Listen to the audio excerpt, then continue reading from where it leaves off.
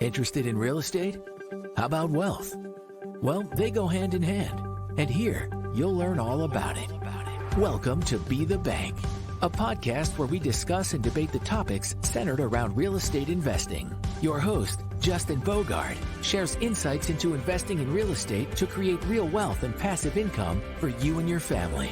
He'll share stories of real estate investments done right, walk you through the process of owning a real estate note, and most importantly, educate you so you can be the bank. This is Be the Bank, brought to you by BrightPath Notes.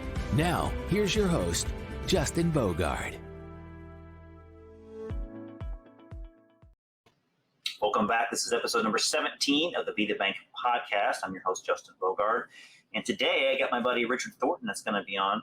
And Richard and I are going to talk about analytics versus gut feel and how opportunities are missed very easily by investors when they look at a deal and they see certain things that are in their filter and it pushes them the wrong way to not maybe dive deeper into it or actually pull the trigger and purchase the asset. So we're going to get into some of those topics today. Look forward to having you join us.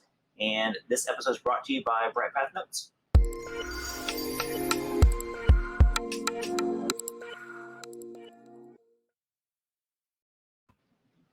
Richard, hey, bud. Welcome back to the show. Thank you, sir. And you are wearing looks like appears to be some sort of flannel, button-up flannel. Is that a long sleeve? No, actually, the Kuhl, K-U-H-L, company that makes a lot of sportswear, makes this stuff, and it's just a very thin sort of nylon. It's good to wear in warmer weather. So we're, like you, we're a little bit warmer these days. Okay, well, that's good. Have you been doing well? I see you got different colored glasses on today. Different specs, decided to mix it up just a little bit. So, well, I appreciate you being on the podcast again. It's been a few episodes since you've been on. I've had to fly solo because you've been on vacation mode for a while. I know. I went to lands unknown. How about that? Lands unknown. Where was that at? Yes, the moon. No, we just went to New York and played around New York City. We love playing in New York City. So, okay, playing sports in New York City. No, just going to museums and my significant other is from there, so we know lots of little haunts like Zabar's and different places like that. So it's a lot of fun. Very cool. All right, for those of you that are just listening on this podcast, you can also watch the video feed of this podcast on the BrightPath Notes YouTube channel. And you can go there and you can see the video along with all the other podcast videos that we've done as well for all the seasons. This is episode number 17 of season number 4. Richard, today, opening package, I talked about analytics versus gut feel is kind of how I describe it.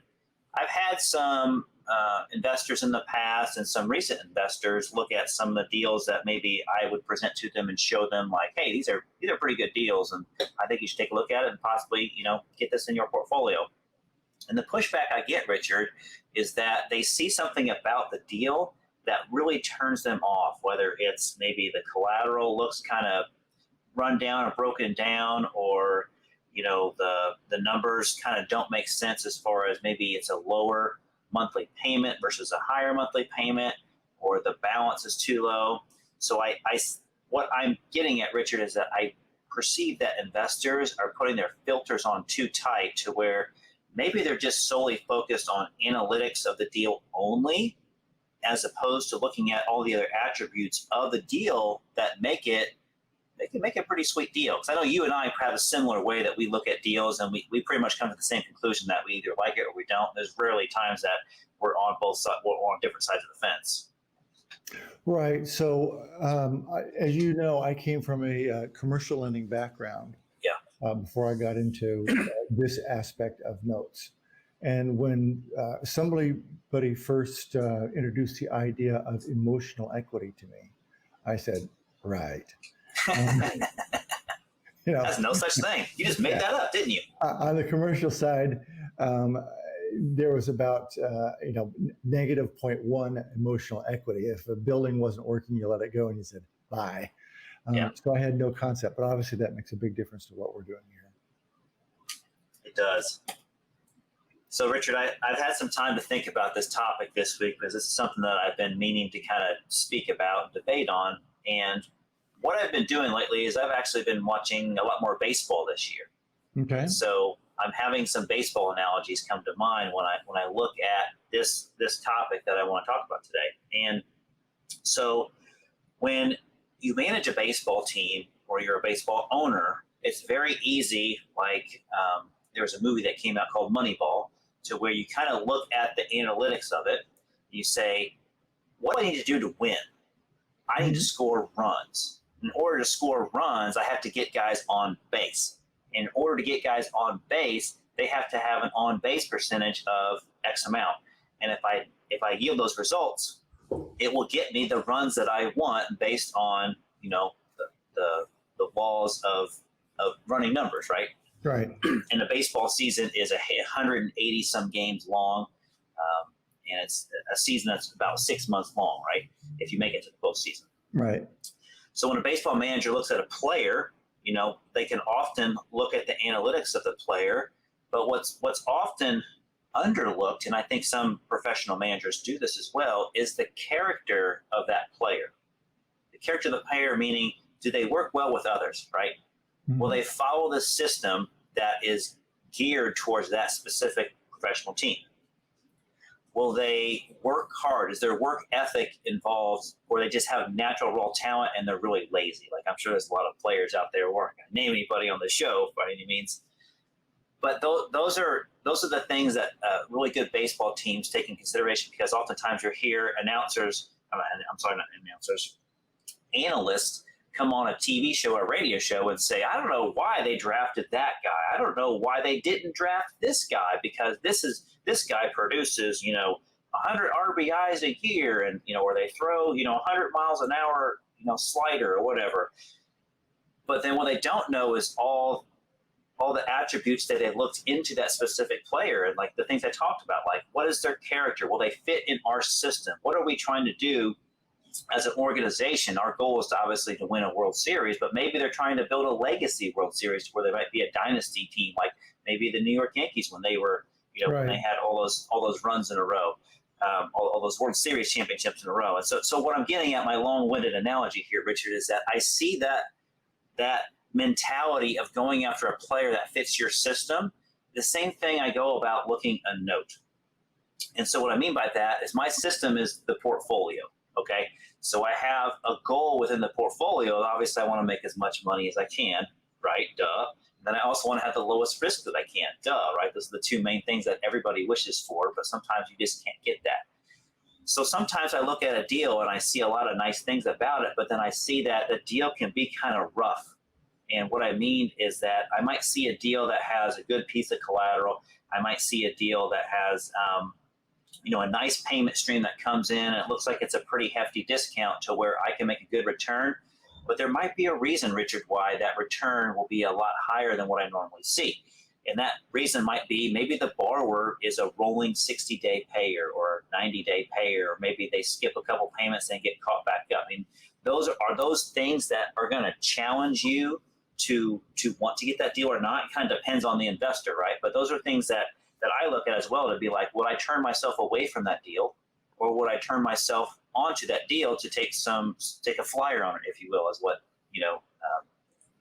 the term I use often. So Richard, when I see some newer investors, this happens more with newer investors because they haven't had their filter kind of exposed to where it fits their box, and they will look at the numbers and be like, well, they'll be yield focused first, right? Would you agree with me on that? Yes. Mm-hmm. So they have a number in mind of the return they want to get, and sometimes the return is quite astronomical compared to what reality is, and compared to how much work they're going to put into the deal to make that much money. Meaning they're going to be extremely passive and want a super high return, like let's just say a 15% return, versus being very active and being like, okay, I think I can get a 12 to 15% return because maybe I'm buying a non-performer and I can get it reperforming. So Richard, I see those newer investors get those filters too tight and miss opportunities. And so I hope that analogy kind of brought into the picture of why I wanted to talk about this today, and I kind of want to get your thoughts on that. Yeah, so you've heard me use the analogy before of a bowl of Jell-O, which in my commercial lending background, you had certain characteristics. If you did this to a deal, that would happen. It was very, very linear. If you have a bowl of Jello in front of you and you push on one side with your finger just a little bit, it may bulge to the right, or it may bulge to the left, or maybe your finger's just going to sink into it. Nothing's going to happen at all. I feel kind of You cool. don't know. And that's a little bit of what goes on with private note investing. And it took me a while to adjust to that, to think, oh, gee, this could work. Let's take an example. Okay. You look at somebody who is a chronically late payer. I have a client, or a borrower, I'm sorry, who pays 15 days late every month. I've explained to him, and I said, if you just pay within the first 5 days, save up just a little bit of money, pay the first 5 days, you won't incur all these late fees. He says, I know, but he won't do it. He always pays late. The other thing he does is quite often is he pays inconsistently. Well, on a long-term basis, do I care? Since I'm a long-term investor, no. If I was trying to get into this deal and you have a quick turnaround and get my money back out in a year, yes, I would care. But since I'm looking at 5 years or more, I don't care. So what am I getting? I bought the deal at a much lower cost, and I'm getting late fees. So the totality is I'm getting a much higher return at the end of the day. That's a good example of a deal that people would shy away from, right? Because maybe they look at that pay history and they'd be like, well, this guy pays late, and his frequency of the payment that come in is erratic, to where the amount of money that he pays is kind of erratic, he or she, whoever the borrower is. So I actually had sold a partial on that deal to a borrower, an investor, and she couldn't take it. She said, I can't deal with this. And I said, but you're making more money. She said, I can't deal with it. So I bought the deal back, and I've got it in my portfolio, and I'm very happy. Thank you. So it's kind of a double-edged sword, where really the investor needs to be happy overall because it's their money and it's their investment. But if you're looking at the opportunity to where you're trying to weigh risk and try to weigh return, and you're trying to make sure those are maximized, meaning you're trying to get the lowest risk with the highest return, and you can handle some of that stuff, or you can fix it. It's like your team. Will they fit in your team? Well, yeah, I can handle this guy because I can turn his work ethic around, right? I can get him to understand about trying to be a better ball player, if you will. And so, exactly. And the other aspect I think you always have to look at is how you can structure the deal on your side. It's one thing to look at the borrower and him or herself and how they pay and things like that. It's another thing to say, all right, what can we creatively do on our side? So maybe you or I look at it and we sell maybe we've got a deal that we're making 10% on. I'm just pulling that out of the air. Okay. But we sell a partial on it for 3 years. So we've actually given up those payments, or a portion of those payments, or a hypothecation for those 3 years. And then when we look at the overall term, even though he's kind of seesawing back and forth on he being the borrower on his payments, we end up with like a 15 or 17% return because we offset our money outlay up front. So there's a lot that we can do on our side also. So something that comes to mind while you were talking, Richard, was one thing that is analytic heavy is the computer, or the crunching of the number valuations as far as what AIs do. We'll just say AI, like a Zillow AI or whatever. So they take data, they aggregate data across an area to come up with some sort of value of what that property is, right? They say this home was sold recently for this price, its square footage was this home was sold at this price, its square footage was this, it had this many bedrooms, that one had this many bedrooms, okay, let's figure out what that square foot's going to be, and then boom, we're going to have a price. Not taking into consideration, like, is the landscaping need a lot of repairs? Is there foundation problems, right? That's why those online tools can be good to get you like a baseline, but they're never something you should go off to be complete accuracy, right? Because you don't know what's inside the house, and you don't know what the house shape condition is in. So it can be perceived as, hey, that house is worth $200,000 when it's really only worth $125 because it needs a ton of work because of X, Y, and Z. Right. And not only that, in the bracket that we're in, so just for the audience, edification, we're in the lower end of the market. You can be in the $100,000, $200,000, $300,000, $1 million category and do private money mortgages. I see out here in California private money mortgages that are given to people who are making $500,000 a year. Why do they need that? Because they're not an American national. They're from India. They're a tech worker. They're from wherever, so they can't qualify. But the margins in those are so small. We choose to be in the smaller end of the market, the $60,000 to $70,000 market. So in that market, you've got a lot older housing product, which means that you have a lot of inconsistency because things just weren't built on a production basis like they are today. We've got 20 houses that are all very comparable. So that in itself, a 3-bedroom is not a 3-bedroom is not a 3-bedroom. They can be totally different. Right. Those are great points you brought, Richard. I'm glad you brought that up about the housing, because you're right. It's the homes are older, right? The borrowers are a little bit different as far as their amount of income coming in is significantly less than what you're probably dealing with out in California. So they have different priorities, right? The mortgage payment is typically their priority, but sometimes they have to do certain things to 1 month because they're going to be running thin 1 month. And so when we see that pay history, we kind of notice those trends and those changes in that pay history, if it's erratic or if it's a problem being erratic.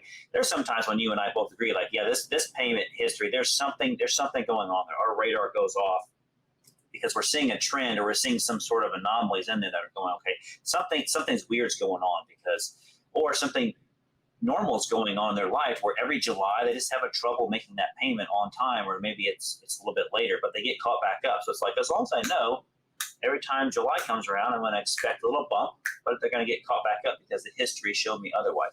So that little bump may turn off some people. So I guess what I'm saying, Richard, here today, and I know we're both in agreement on this, is that you can't overlook a deal because of maybe one thing that is looking bad to you. You need to understand the story about it, because what our mentor always says, stories sell and spreadsheets fail, right? Because if you put a spreadsheet in front of somebody, the eyes just gloss over and like, oh, I don't care. But if you tell them a story about it, they're like, oh, wow. So when we buy a deal, when we put it in front of an investor, we're kind of explaining, like, don't just look at the numbers. Let me tell you why we bought it.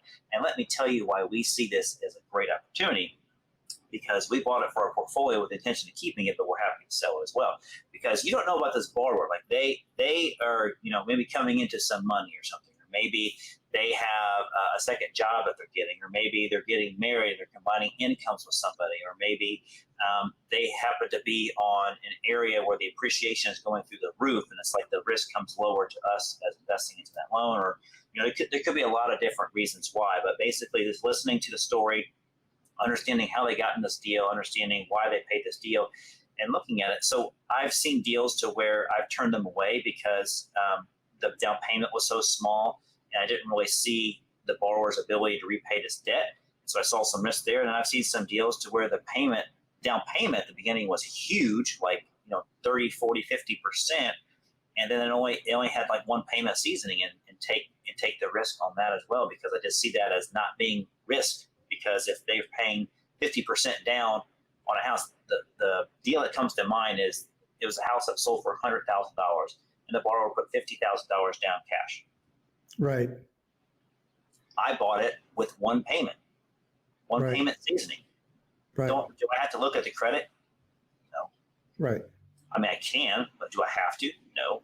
Right. The risk is so low in that deal that I'm willing to buy it with one payment because I don't have to see a lot of other things, because that just took care of a lot of worry about me. And I know that if I get it back, I won't make a ton of money on it, but at least I know that borrower just put $50,000 of their hard-earned money into a property in the Indianapolis area. That's a huge thing for somebody to put down $50,000 cash. Not a lot of people want to give up that much equity if they put it down on the property. Right. So you just, by that one point, actually made 3 points as to why you would do that deal. One point is they put a lot of equity into it, so it's actually skin in the game. Yeah. The second point is they put a lot of money into it, which means that you are buying that your investment to value is much lower. Yep. The third reason is in Indianapolis. It's your backyard. You know the deal. You know the area. You know what things are reselling for, which we can't discount location, Yes. a location that you know. It doesn't have to be one you're living in, but if you know a market and you say, look, I can turn that house in 60 days or 120 days, or you really know, you've got somebody in your back pocket that can help you in that area, makes all the difference in the world. Thanks for bringing up location, because I didn't consider that to be a topic as a part of this, but you're exactly right. We do have investors that say our filter says we have to be in a city that has at least 50,000 in population, or we won't do it. Yeah. So this is not one of the better criteria, but it always makes me smile when I relate this story. Is yes, you would think that some people would say, because of the analytics, I want this. One of my clients, who lives in a large southern metropolitan area and has bought probably at least a half dozen notes from me, wants houses that are sort of in the countryside around his large city, so that once every month or 2 months, he and his wife can hop in the car and go visit their houses and make sure that they're still there and have lunch. And that's their idea of a fun Saturday. That's not much of a criteria, but but it is. So as a fund manager, when you have 7-figure money that you're managing and you happen to be buying notes with them, that makes sense to have criteria like that are kind of tight, because you're playing a numbers game overall. But when you're not buying at that level, when you're buying at a smaller level, you really need to look at the story of the deal. So I particularly don't end up having a lot of loans that are in very populated cities, meaning like we'll just say 20,000 or more. Right. Typically, I'm finding deals that are the population's lower. But I find out, Richard, that even if I have to turn the property over, it's not that big a deal as far as finding a buyer for it. Mm-hmm. And I also find that I don't have to turn them over very often, because they just pay like clockwork. There are anomalies and there are things that happen to where they stop paying and stuff, but it's not that often. And so I end up seeing a lot more of those deals to put in front of people. But that is another turnoff for investors, is the location. If it's not in a big city, they think that if I have to turn this property over, I'm not going to be able to sell it because I don't have any comps around there. Right. So on a conventional loan, you could say, or one could look at a deal and somebody could say, well, how do they make their payment? And you look at that person and like they were, crazy, and you say, well, what do I care how they make their payment? Well, you and I both know that it makes a huge difference for us if somebody makes a direct deposit, ACH, or they're paying through MoneyGrams, or they're paying on credit cards, or they're paying cash, and just how regular is that? I mean, you and I will both take a auto pay ACH deal any day of the week. That says a whole lot there about the quality of the borrower, their intent to pay, their ability to pay, and everything else. Yeah, because they have a lot of confidence that that money's going to be debited out of their account on the same day of the month every single month. They know they have the confidence that the money's going to be in there. Right, and they don't necessarily, I've got one guy who makes $2,200 a month. That's it. That's not a lot of money. You Right. certainly couldn't live that in California and a lot of other places. But he lives in Missouri. He's got a $400 a month, plus or minus, mortgage payment. Sorry about that. How unprofessional of you, Richard. How unprofessional. You didn't mute that phone before we start recording. That's right. That's right. Anyway, he used to work for the post office, and he's on a pension, so he gets a regular payment. And he doesn't have a problem with making his payments, so he can pay through an ACH, even though he doesn't make a lot. Proportionately to what his income is, he's fine. Sorry, Richard, you kind of froze up on me for a minute, but I think I got the gist of what you were saying. I heard the end of it. I was saying that he was fine proportionate to what his income was. His payment was fine, and it was consistent because it was an ACH. Perfect. So, Richard, I'm gonna end this topic on this note. Is I get into a deal sometimes, and maybe it falls into what I like or what I don't like about it, but then I also do a gut check, right? Mm-hmm. The gut feeling of the deal. Like we talked about before about how we can look at a pay history, and we can really tell if something is trending off or something just feels off about this deal. Same thing about the other attributes of the deal, the collateral, the down payment, the type of instruments on. Like your radar sometimes goes up and you're like, this something seems weird about this, and you either choose to investigate further or you choose to just kind of pass on it. So fortunately for us, we see a lot more deals than the average small time investor probably does for notes. So we can pass on deals because we know we have more in the pipeline that are coming through that we can kind of sift through and be a little bit more specific about what we want to get. But in general, if something feels off, we typically are like, well, if the price is right, yeah, we'll take it. But if we can't get the price that we want, we mitigate that risk off the get-go, saying, okay, yeah, if this guy is going to sell it for this price, yeah, we'll take it off his hands. But we can't buy it for the normal price point that we would go after. Right. So let's take a gut check one, for example, that we're both working on right now, right? So as you well know, we have this borrower who has been a terrible payer to her sister. And in talking with both the borrower and her sister, the sister wants to sell the note just because she's tired of dealing with her other sister. Well, turns out, there's a family squabble. The sister doesn't want to make her payments regularly. She's basically jerking her sister around, making her very uncomfortable by playing all these games. She's told us, and she's already demonstrated to us, that she's going to be just fine paying us. But the sister, she wanted to make as uncomfortable as she possibly could. So, that's a gut check. You have to, as you were talking, as I was talking to both of them, we sort of thought, this might work. And you have to figure that kind of stuff out. Yeah, you got to weigh into the factors of why are they not doing something? And we found the reason, right? We could discover, like most people would probably want to stay away from let's just say a family domestic squabble, right? Because they just don't want to get involved in the days of our lives saga of something like that going on. Right. But what we found out is that, the deal that we're paying for this deal versus what we have to do to get this borrower to right the ship, we see that they really do have some emotional equity into this property for whatever reason.